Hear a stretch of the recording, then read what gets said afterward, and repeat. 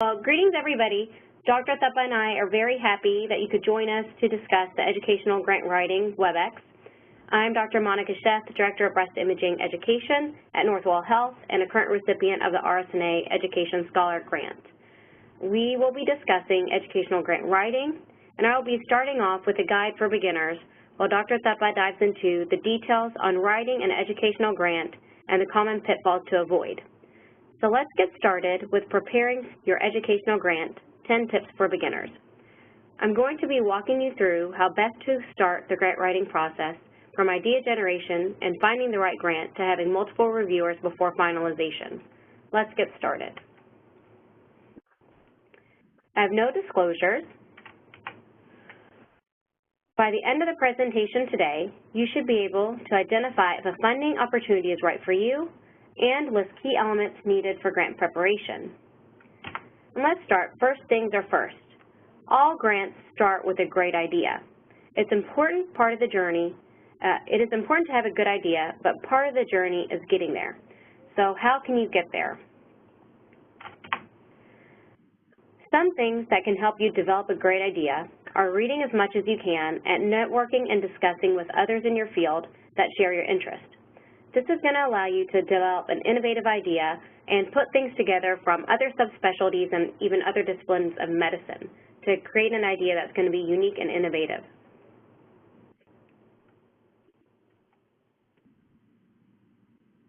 Once you have an idea, it needs to pass 4 questions to move to the next step. First is novelty. Is it innovative? Is it something new that hasn't been done before? Is it impactful? Will it improve the status quo? Is there a need? This is critical. Proving needs assessment is imperative for grants. And finally, can this be done? And more importantly, can it be done by you? A strong grant proposal is going to sell the reviewer on the importance of your idea, the soundness of your approach, and your ability to pull it off. Once your ideas pass these 4 questions, you can focus on finding a funding source. I just want to go through the idea generation process with you with a real-life example. And that is the idea that I had when I was applying for my grant. And I wanted to create a national breast imaging curriculum. So let's go through these questions. Was it innovative? When I look back at it, it wasn't that innovative, right? There are multiple organizations that have national curriculum, so it's not something that's new. Is it significant? Would it be impactful? Yes. There's definitely a need for that. Is there a need? Yes. Residents need some type of standardization. And is it feasible? Yes. It could be 100% done by myself and people that I'm collaborating with. But since it didn't pass these 4 questions, I really needed to take a step back and say, how can I make this idea better? And that's when I read more, I networked with other breast imagers, other educators, people outside of the subspecialties, and I was introduced to the concept of entrustable professional activities, which is a practical way to teach and assess a resident's readiness to practice as an attending physician. So I put 2 and 2 together. Breast imaging did not have EPAs. Radiology did develop them in 2016, but this is a way sort of to take it to the next level. And other subspecialties and disciplines of medicine do have EPAs, and medical schools also use EPAs now. So this was a perfect opportunity for me to use EPAs as a way to base a national breast imaging curriculum off of. So that's how my idea started. So definitely make sure that your ideas are going to pass those tests, that they're innovative, that they're important, that there's a need, and that it can be done. And once you get that idea that's going to work, then let's look for a good funding source. I've already went through these for the new idea. Okay.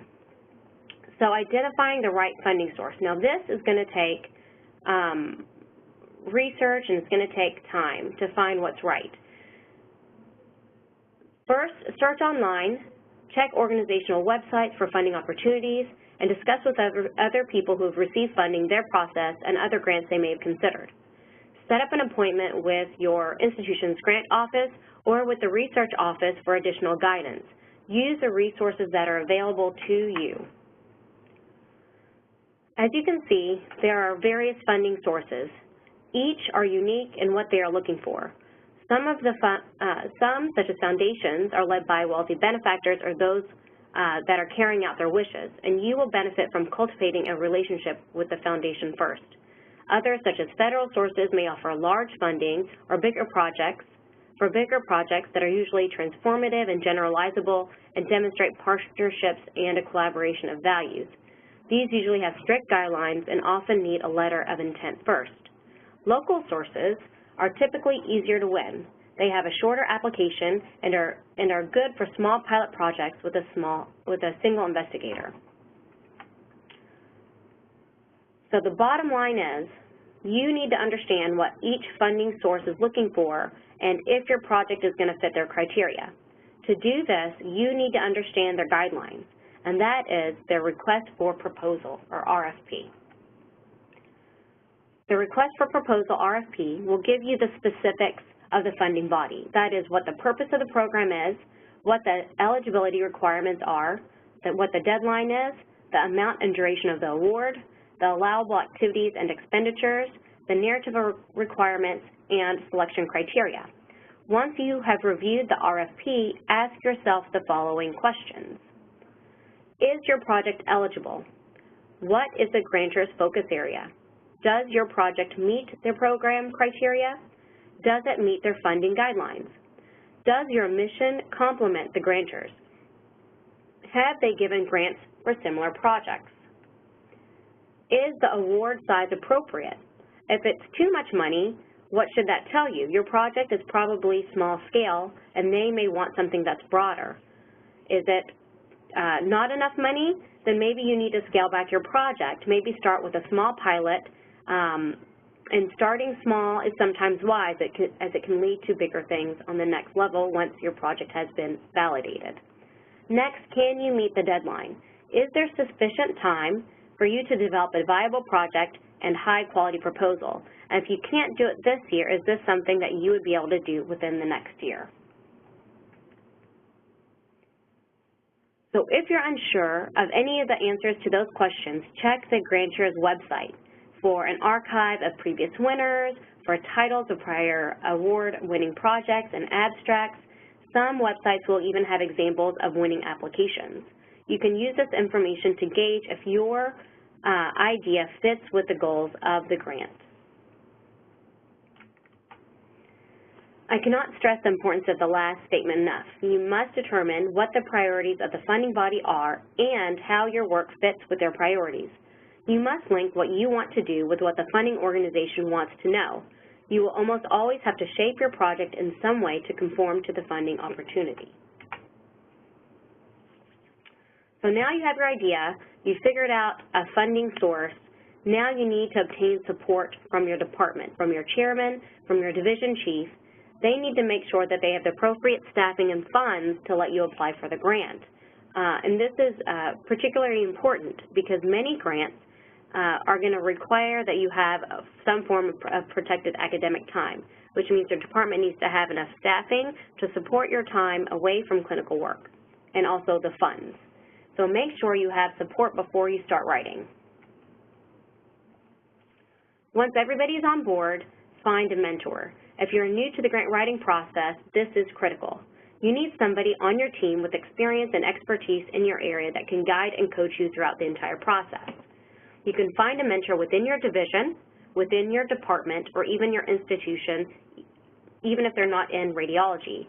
And if there isn't somebody sufficient within your institution, look outside of your institution with contacts that you have at national organizations or even through your colleagues.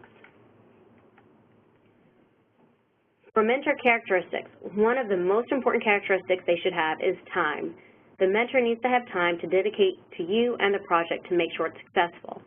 Pick a mentor that has experience and knowledge in your project area and who can point you to other resources or experts when needed. I'm just going to briefly go over developing a plan because Dr. Thapa will be covering this more extensively in his preparation. But one important thing to do is to draft a to-do outline with due dates so you can make sure that you meet the grant proposal deadline. Some things that you're going to have to prepare are a statement of need that describes your target audience, that defines a practice gap, and that relates the purpose of your project to the goals of the funding organization. You need to develop goals and objectives, determine whether or not you need IRB approval, and determine how and what data is going to be collected. If you're new to this process, having an experienced mentor will be instrumental to make sure this process is done clearly and to keep you on time.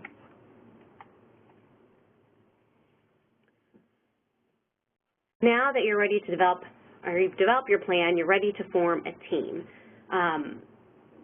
Find people that are either in your institution, outside your institution, within different subspecialties, and also experienced collaborators. Your team is going to help you strengthen your project and develop a stronger final product. And that's because they can provide a diversity of opinion and thought, because you have more people working on the project. And it's also going to strengthen your application process, our application, because they see that you're collaborating with other individuals within your institution and outside your institution. It's also going to increase the resources that are available to you to make sure that you have a successful outcome. When you're contacting people to join your team, specify each person's role and their contribution to their project. Also discuss the expected time commitment on their end, whether it's going to be a few hours a week, a few days a month, and over what time period, 1 or 2 years, a few months, and if their time will be compensated or considered in-kind effort during the application process. Now that you've developed your plan and you have your team, you need to see if you have the required resources at your institution. So ask yourself, does your institution have the resources needed to complete your project? Do you need special IT help? Do you have a biostatistician on hand? Do you need an instructional designer? Do you have somebody that's going to help you determine what an accurate budget would be for your project? If you don't have somebody at your institution, does one of your collaborators at another institution have these resources, and will they be available to you? You need to be able to address any institutional deficiencies regarding resources and present a plan on how you can make the project work with outside resources. Number 8, drafting your proposal. You want to follow the RFP narrative requirements to a T. Make sure that you incorporate your plan into the correct sections and in the correct order. Grant reviewers have to check off that you've addressed specific components in your grant. Do not leave anything out and write to the rubric. Next, pay attention to detail. Spacing, font size, spelling, margin width, etc. Make sure everything is standard from page to page. Make your grant as easy to read as possible with no spelling errors. These things may be small, but they are impactful. Now that you have a solid draft, you are ready for the next step. Making sure that you have multiple people review your grant application is key. You have to write a proposal that's compelling and that is accessible about topics that are complex, theoretical, and discipline-specific. Your collaborators can tell you if your methodology is sound, but outside reviewers can tell you if a proposal makes sense by highlighting areas where the application could be better expressed.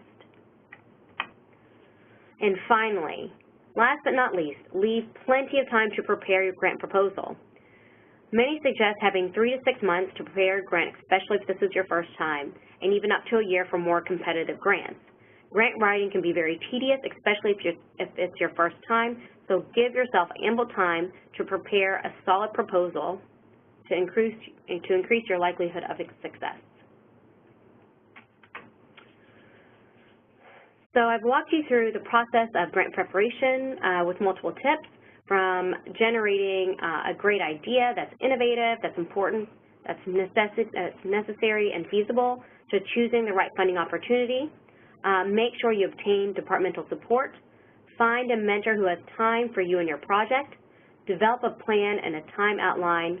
Form your team of collaborators. Identify the required resources and make sure that you're going to have access to them even if they're outside your institution. Start drafting your proposal. Pay attention to detail. Choose multiple reviewers to make sure that your application proposal makes sense, and leave plenty of time to prepare. Lastly, you can do it. Grant writing is not an easy process, but it's doable. Keep working hard, have your mentor, follow their guidance, and you can definitely do it. thank you for your time. If you have any questions or comments, feel free to reach out to me. Here's my email and also my Twitter handle. My name is Mahesh Thapa. I am associate professor at Seattle Children's University of Washington, and I'm just following up on that great presentation of Monica earlier on. It's really nice to have a perspective from I think that's even more important than somebody who's on the committee to give out the grants, but it does help to have perspectives from both camps, if you will. And so I've been on several committees that give out grant funding, particularly for education, and currently I'm the RSNA grant. We give out grants for education with the RSNA. They're in the process of revamping the entire process, but I still want to give you a perspective, because even though some of the details may be changed, the overall message is still going to be the same. So let's get started. I have no disclosures, and these are my objectives. By the end of this session, you, the audience, should be able to list the key elements of most education grant applications. And these elements are pretty universal, and hopefully it'll apply to multiple grants. Recognize some common mistakes in the education grant application process. Having been on the committee for 5 years now, I think we see a lot of mistakes that are relatively common that can be avoided if we just pay a little bit of attention and following what Monica had said. And then, hopefully you'll be able to create a well thought out education grant. So I'm going to use the RSA Education Grants, the Scholar Grant, as the sort of representative grant that we're going to focus on. And a lot of the stuff I talk about will apply to multiple grants, but at least you'll have one grant that seems to be the most popular grant out there. There's also one for AUR, but if you follow this guideline, it'll apply to multiple grants. These are the elements, and very similar to what Monica mentioned: title, the abstract, applicant data, information about you, what you bring to the table for this particular project, priority statement. We'll go over each of these components individually. Other investigators who are participating in the project with you, details about the project, the necessity of an IRB or not, what the budget is, and letters of support. So this shouldn't come as any surprise if you have looked at the rubric for any grant application. This seems to be a relatively common denominator. So let's talk about the title and the abstract. Basically, it's a very succinct and accurate description of what you want to do, what your plan and what your approach is. Basically, you have to think of it as if someone could read only that page or only that section, the title and the abstract, they should know exactly what your project is about, what you want to do. A lot of details get lost for the reviewer because we are going through 20, 30 of these. If we can sort of come back to a project and say the first page, oh yeah, I remember this project. This is a very good description of what this project proposes, and this fits with what we're trying to accomplish as an organization. So I always tell people, think about if you could just write it on one page, what's the key stuff you want people to know about? It includes things like your long-term goals for the project. What methods will you be using to evaluate the project, success of the project, to implement some of the tools in the project, and maybe a summary of the data collection and analysis process. Is this something that will have significance or significance to a broad range of population? And if it does, how will it be to have influence in the long run, in the long term, for example, in the future? As far as the applicant data goes, we see applicants with many publications. They'll list this 40, 50 publications, but they won't have anything to do with the project that they're applying for, the funding that they're applying for. So if you are going to include publications, include related publications related to the project that you are proposing. Put in how much time do you think you need to complete the project, and be as specific as possible. How many days out of the week are you going to be able to devote to this project? Because this gives us a really good idea based on the description whether it's viable, it's doable, the time allotted, the time that you've allotted for yourself. And finally, the total length of the project. Is it a 6-month project, 1-year project, 2-year project? Because you can apply for grants at various different levels. And sometimes these grants are renewable. If you get it 1 year and you're showing progress, you may be able to renew it and get it for another year. So the length of the project is very important to include in the applicant data. Priority statement. It basically is stating why you are a good fit for this project. It's talking about your area of professional or scientific interests and how these interests fit in with the project that you're proposing. What are your long-term career goals and objectives, and how do those goals and objectives fit in with the project? If you are a breast imager, then why do you have a project on pediatric imaging? So it has to fit in with your long-term goals and objectives. And again, the relevance of the project, all the stuff we mentioned about, that has to make sense. Things have to sort of fit in with what you're talking about. Next, we're going to talk about co-investigators. Other investigators. They could be co-investigators, people in your department who do the same thing, or interested in the same thing.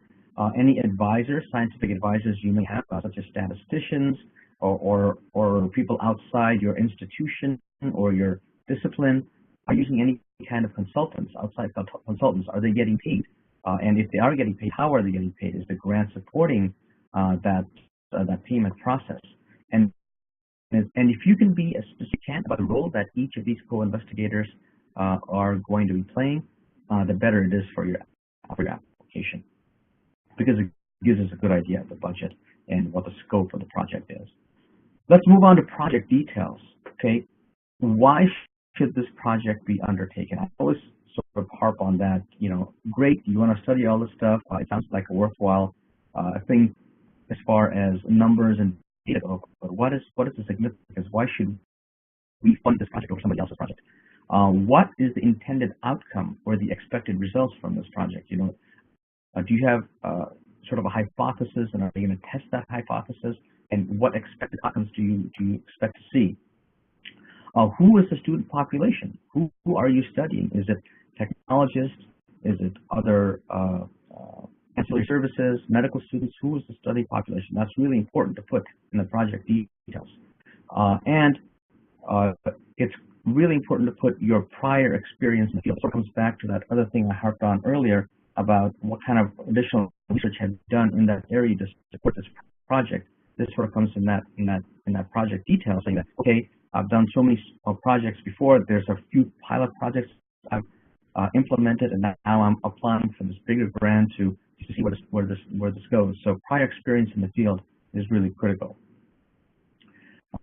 More on project details. What specific activities will you be performing? What are the tests if you're doing evaluation of a teaching material, for example? What's your timetable? When is one part of the process going to start, and when is it going to end? When is the second part going to begin and end? And eventually culminating in this overall timetable of how long is the project going to take. As far as the outcome goes, are you going to be passing on new knowledge? Are you going to find out, discover things that we don't know yet? Are you going to create additional educational materials that is now available for the population? For example, the breast imaging, I think that's a great example of being able to create these innovative new educational materials that are now available for a broad population of trainees or radiologists out there. So you want to talk about what the eventual outcome of your project is. And finally, how are you going to evaluate the success of your intervention? Because it is even though it's an educational grant, is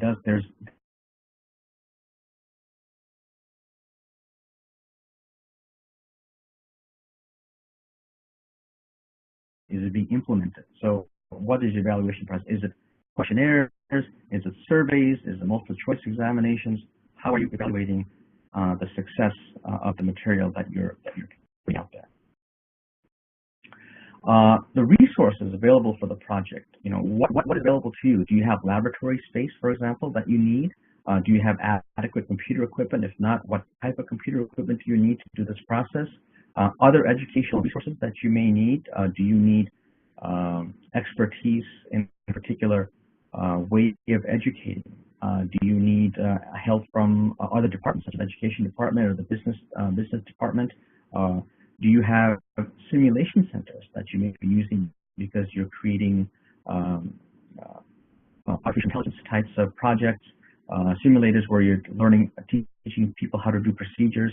That's all important in the project detail. And finally, are there statisticians and such that you will need to employ or have in order to do the project?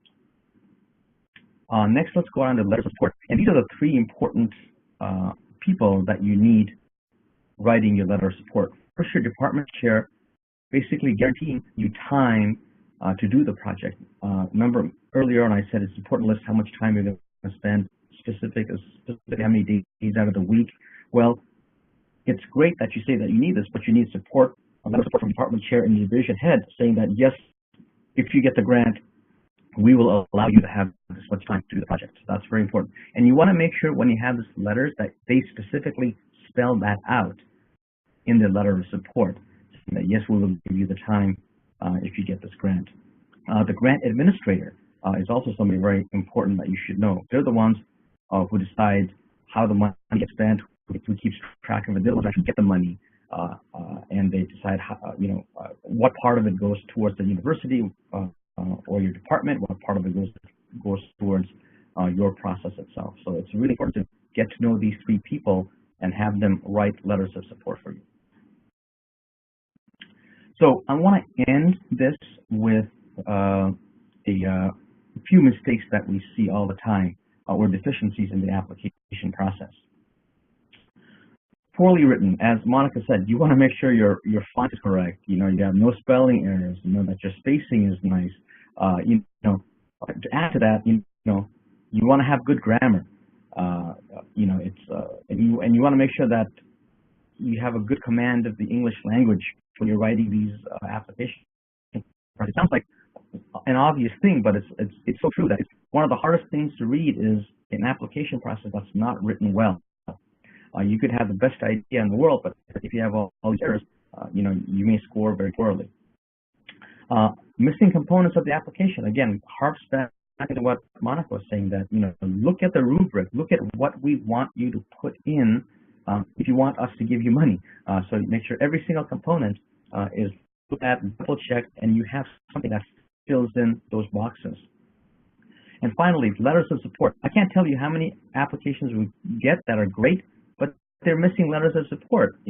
There's a reason we put that as a requirement. You have to have letter of support, particularly from your division head and your department chair. But it's nice to have other letters of support also from your mentors and collaborators. So that really goes a long way. And it's one of the easiest things to get, I think. You've done all this work of preparing the grant, writing it up, talking about it. Something trivial like letters of support, if that's not available, to lose a grant just because of that, I think it's sad. Budget outline is insufficient, so people often are too general in saying what their budget is. They say, oh, we need $50,000 to create a website. Well, do you really? So be as granular as possible. Are you employing people? Are you paying consultants? Are you renting office space? Do you have to buy equipment? Are you going to classes for a particular type of project? Or to getting a degree. So be as granular as possible when you make out the budget plan. And make sure, sometimes the project that you apply for appears too large for the proposed budget. You may want to create this grandiose thing, but you're only applying for $10,000. Then we have to, is that really possible? Or let's say it's a very simple project and you're applying for $100,000. So make sure that your scope of your project matches the money amount that you're applying for. So that's another common mistake or deficiency that we see in applicants or applications. Sorry. I can't tell you how many times we get curriculum development projects that have no needs analysis. That's probably the step one in seeing if a curriculum development project needs to get done. Let's say you want to create a curriculum for neuroimaging. Well, you have to see what's out there. You have to send a questionnaire to program directors saying that, what do you do for your curriculum for the neuroimaging? And what do you use, and who do you collaborate? If there's no needs analysis, how do we know that what you're creating hasn't already been created before? So particularly for curriculum development types of projects, of which we see a lot, proper needs analysis needs to be formed. There are several books out there. I think Kearns makes a book about the 6 steps of program curriculum development, and step number 1 is needs analysis. So that really needs to get done. Oftentimes, the evaluation process for the project is too superficial. Maybe it just relies on simple surveys or pre or post tests, where a more robust statistical analysis is warranted or called for. So, it really does make sense to go over your project ideas with as many people as possible. And when you're doing that, don't forget to go over it with a statistician to see if the analysis that you're doing really fits the question that you're trying to answer. Right. Okay, here's another one. The applicant is too inexperienced and doesn't have sufficiently experienced collaborators or mentors. It's okay if you're inexperienced. A lot of these grants are for early investigators. But if that's the case, you want to surround yourself with a bunch of experienced people in that field, so you can rely on their expertise and help to accomplish your project or accomplish your goals. If you are experienced, that's great. Then you have a higher likelihood. But don't get discouraged that if you're relatively new to the field, that you can never get these grants. As long as you surround yourself and you document who you're surrounding yourself with, and these mentors, collaborators write letters that are persuasive enough to show that they are really going to be in your corner, they're really going to help you through this, and this is what they bring to the table. That really goes a long way to making up for any inexperience you have. Here's something about videos. We get a lot of applications that talk about making educational video content. We want to create a library of videos about how to do musculoskeletal procedures. We want a library of videos with the lectures that we have at our institution, and they're so great, we want to make it available to everybody. Well, if you're going to do that, you have to look at what works and what doesn't work, and you have to document that. Are you making videos that are too long? For example, we'll say, oh, we're going to record 1-hour lectures. Who's going to sit through a 1-hour lecture video? We have many people on the committee who are sort of experts in education, and if you come up with proposals like this, it's going to get shot down. If you're going to create videos, you have to make them interactive, and it's very hard to make videos interactive. Basically, videos are a passive experience. So are you going to supplement the videos with other types of material that's going to make it more active, a more active learning process? And remember, videos themselves are not a novel concept. Anybody can do a video. Anybody with a webcam can do a video. So what nuance are you bringing to the table with videos that is novel enough to get funded? So think about that as if that's what your final product is going to be, our educational videos. Okay, the reason I don't have a summary slide is because this is the video, and hopefully you can rewind to wherever you need to for any particular type of information that you want to review. But I think the most important part about my talk are the common mistakes and deficiencies. The other stuff I think is done very well by Monica, but I just want to share with you as an experienced reviewer what we look for and the mistakes that we see. And if you can take that away from my portion of the talk, I think you're doing great.